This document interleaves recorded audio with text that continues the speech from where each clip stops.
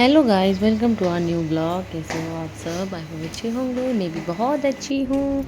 जैसा कि मैं आप लोगों को अपनी स्टोरी बता रही थी ना, तो स्टोरी मेरे को आज एक चीज़ याद आई, वो भी आप लोगों के साथ शेयर करना है। जब मेरा ज्ञान पैदा हुआ था ना, उस टाइम पे जैसे अभी लोग क्या करते हैं ना, बच्चे करते हैं तो टाइम डेट सब निकालते हैं, ये दिन शुभ होता है।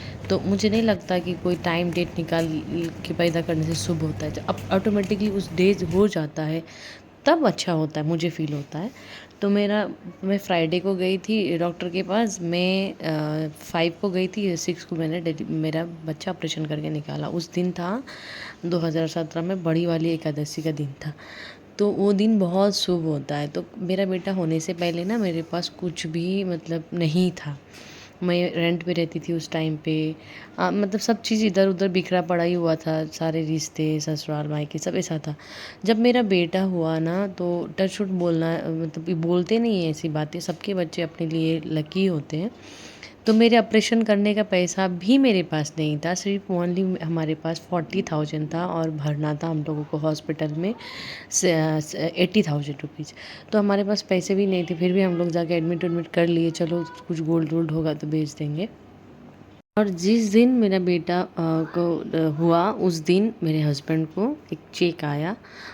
उनका कोई एलआईसी का था, उनको खुद भी याद नहीं था कब का है क्या है। तो वो आया तो उस दिन 40,000 का ही चेक आया, तो 80,000 हम लोगों का बिल भरने के पैसे पूरे हो गए। ऐसे हुआ था हमारे साथ। तो बच्चे लोग लोग बोलते हैं ना कि बच्चा होगा, ये खर्चा वो खर्चा, मुझे नहीं लगता। बच्चे होते हैं तो अपने खर्चे खुद ही लेके आते हैं। और हम लोगों को, उन लोगों की किस्मत से हमारा भी बहुत अच्छा होता है। मुझे ऐसे फ़ील हुआ, मेरे साथ ये हुआ है, तो मुझे ऐसा लगता है। तो आज की डेट में मैं दुनिया में सबसे ज़्यादा प्यार अपने बेटे से करती हूँ। और जो होता है ना कि प्यार ना एक तरफ़ा ही होता है, ये बात सच है कि जैसे हमारे मम्मी-पापा हमसे सबसे ज़्यादा प्यार करते हैं, हम अपने बच्चे से करते हैं। तो जितना हम बच्चे से करते हैं, आई थिंक उतना माँ-बाप से नहीं कर पाएँगे, तो ये फैक्ट है।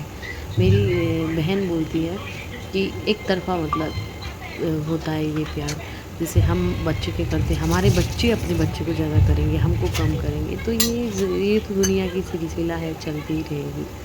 और मेरी फ्रेंड ना मेरे को क्या? फ्रेंड लोग भी बोलते दूसरा बच्चा नहीं करेगी क्या, दूसरा बच्चा नहीं करेगी क्या। तो मैंने ना उन लोगों को ऐसे ही बोल देती थी कि नहीं यार, मेरे को मन ही नहीं है, मेरे को एक ही बेटा है, मैं इसी को प्यार करना चाहती हूँ। और मैं इसका प्यार बांटना नहीं चाहती। दूसरा बच्चा होगा तो मैं बांटना पड़ेगा मुझे, तो मैं इसी को ही प्यार करूँगी। मेरा दूसरा बच्चा मैं नहीं करूँगी। तो मैंने कभी दूसरा बच्चा के बारे में मैं सोचती हूँ, बट शाम होते होते फिर मैं सोचती हूँ कि नहीं ठीक है, एक ही बच्चा ठीक है। तो देन मेरी लाइफ की ऐसे ऐसे स्टोरी है। मैं अब जब बैठ के सोचती हूँ तो मुझे खुद भी बहुत अच्छा लगता है। इंसान ना एकदम नीचे से, ग्राउंड से ऊपर जाता है ना, तो बहुत अच्छा लगता है। अगर तुम एकदम ऊपर से नीचे गिर जाते हो तो बहुत तकलीफ़ होता है। तो मैं एकदम ग्राउंड लेवल से आस्ते आस्ते आस्ते आस्ते जहाँ मैं अभी हूँ, मैं बहुत अच्छी, बहुत खुश, ये मुझे लगता है। दुनिया में परफेक्ट तो कोई नहीं होता है भाई, एकदम बड़े से सपने भी मेरे नहीं हैं। मैं एकदम मतलब मेरे पास कुछ भी नहीं, मैं ऐसा भी नहीं बोल सकती। मैं एकदम मिडिल क्लास टाइप की हूँ और मेरे को ये अपनी लाइफ बड़ी अच्छी लगती है। मैं भगवान से बोलती हूँ कि बस मेंटेन रहे ये चीज़ें। और जब मेरा 16 दिन मेरा हो गया था, बेटा हुआ था, मेरी सिस्टर आई थी मुझे लेने, तो फिर हम लोग चले गए नेपाल। मेरा बेटा तो पेट में भी था, तब भी मैं फ़्लाइट में सफ़र कर रही थी। बहुत एक्सपेंसिव बेबी है मेरा, मैं सोचती हूँ बैठ के। और जब वो 16 दिन का था तब भी मैं उसको फ़्लाइट से लेके गई नेपाल। फिर हम लोग वहीं पे 2 महीने थे, क्योंकि नेपाल में ना कितने अच्छे से आग में सेकते हैं बच्चे को, तेल मालिश करते हैं बहुत, सुबह शाम 2 टाइम आग में सेक सेक के, क्योंकि वहाँ पे ठंडा रहता है। तो हम लोग ऐसे ही बड़े हुए, हमारे मम्मी पापा लोग हम लोगों को ऐसे ही बड़ा किया।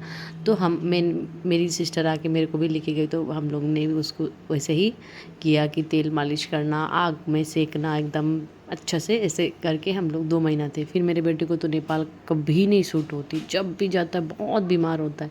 फिर 2 महीना होते होते इतना बीमार हो गया, खांसी खांसी खांसी, मैंने तो भाग गई लेके। मैं आ गई कोलकाता। कोलकाता आके फिर मैंने यहाँ डॉक्टर दिखाया। डॉक्टर दिखाने के बाद थोड़ा सा फिर बेटर हुआ। फिर उसके बाद फिर मैं आई, फिर काम वाम ज्वाइन करी। काम वाम करती थी। फिर मैं 2 साल 3 साल बेटा होते होते लॉकडाउन हो गया। फिर तब वो 3 साल के दौरान मैंने एक छोटा सा घर खरीद लिया।